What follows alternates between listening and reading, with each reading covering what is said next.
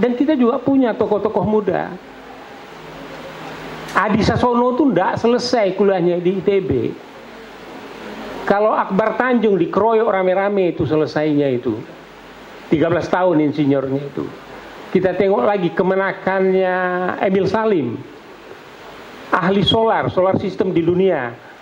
Kalau ada konferensi internasional, yang dikirim bukan profesor guru besar ITB dan yang lain. Yang dikirim beliau, lupa saya namanya. Itu dia kemana-mana bawa kresek aja itu. Itu kemenakan daripada Emil Salim. Nah, jadi artinya apa? Kita lihat yang lain Profesor Dr. Kasman, Safrudi dan sebagainya, ya. Ya, nah kemudian sudah dikasih ini Pak Abbas ini paling panjang kalau ngomong, lebih panjang dari Giswan. 1 menit, Bu Risda ya. Jadi artinya pada era Masyumi tempo dulu ditentukan oleh kualitas manusianya, ya. Nah kualitas manusianya itu harus memenuhi.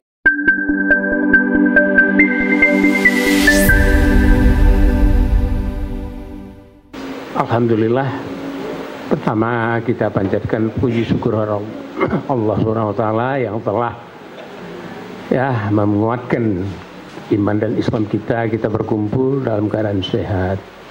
Tak lupa tentu salam dan salawat kepada junjungan Nabi besar Muhammad sallallahu alaihi wasallam, keluarga, tabi'in dan sampai kepada umatnya kita ini. Saya sekedar menambahkan saja. Tadi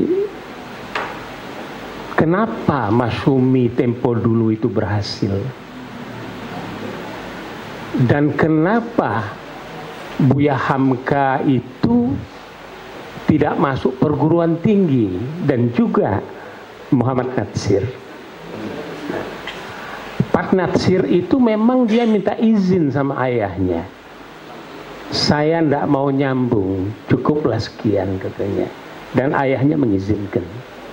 Begitulah tata krama daripada Pak Natsir. Kemudian Hasan pun menganjurkan beliau itu untuk menjadi mahasiswa. Diterima apakah ekonomi atau hukum di luar negeri atau dalam negeri, tapi tidak. Nah ternyata kemudian pemikiran beliau itu beliau belajar dari Hasan dan kepada guru-guru yang lain termasuk kepada Agus Salim. Karena almarhum Pak Agus Salim ini lebih kurang 9 atau 11 tahun lebih tua dari beliau. Jadi beliau itu adalah yang paling tua nih Pak Agus Salim. Jadi Pak Rum pun belajar dengan beliau dan yang lain-lain. Nah, dengan belajar banyak guru, sebagaimana tokoh-tokoh Islam tempo dulu pun ada yang gurunya itu sampai 100, ada yang 200. Nah itu tentu barangkali yang lebih hafal itu ya Ustadz Egi atau Ustadz Abdullah lah ya. Nah kemudian ternyata dia melebihi yang lain.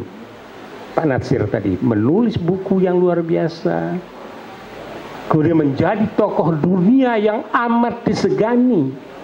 Dan satu perilaku beliau yang istimewa itu adalah yang saya ingat betul itu pada eranya Ali Murtopo. Indonesia ini dalam kesulitan, sedangkan Masyumi ditangkapi dan diinjak-injak. Tetapi Pak Natsir memberikan sepotong secari kata belece kepada Jepang. Kemudian Jepang membantu. Coba bayangkan, sudahlah dizolimi, tetapi tetap dia meminta Jepang untuk membantu Indonesia. Nah, bagaimana kita menempatkan dirinya? Bijaksananya beliau sebagai pribadi maupun sebagai negarawan. Ya. Dan beliau itu sangat luar biasa. Nah, begitu juga Buya Hamka. Dia tidak sama ayahnya berguru awal. Sebab dia sempat kecewa dengan ayahnya karena ayahnya itu nikah lagi. Ya, bingung dia. Ini tambahan ini. Dan saya ikuti beliau itu. Ayahnya, bukan Buya Hamkanya nambah di Cirebon, tapi setelah istrinya meninggal. Ya, ini barangkali yang terlupakan dalam tulisannya Ustadz Abdullah nih, kan sudah berapa buku yang saya ikuti, ya. Ini tambahkan. Kita melaksanakan poligami jadi pelupa itu. Nanti saya katakan ya enggak. Sebab kalau guyon-guyon ulama itu, ya guyon ulama itu cuma dua. Berjuang dengan tauhid, ini nggak ada di Al-Quran katanya, ya. Ya. Nah kemudian yang kedua bicara tentang diskusi tentang poligami, ya. Ini panjang ceritanya. Nah kita lanjut. Nah Buya Hamka itu juga begitu. Dia belajar kepada guru-guru yang lain.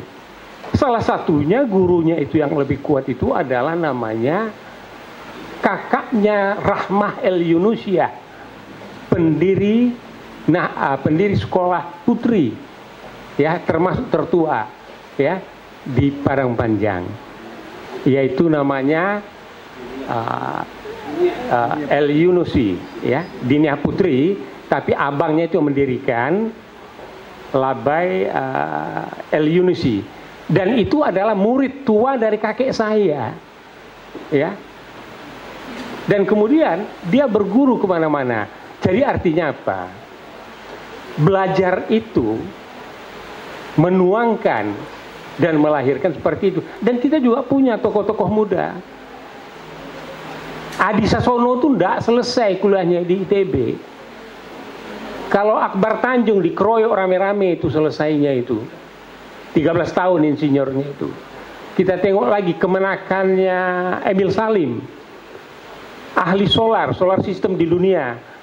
Kalau ada konferensi internasional, yang dikirim bukan profesor guru besar ITB dan yang lain, yang dikirim beliau, lupa saya namanya. Itu dia kemana-mana bawa kresek aja itu. Itu kemenakan daripada Emil Salim. Nah, jadi artinya apa? Kita lihat yang lain, Profesor Dr. Kasman, Safrudi dan sebagainya, ya.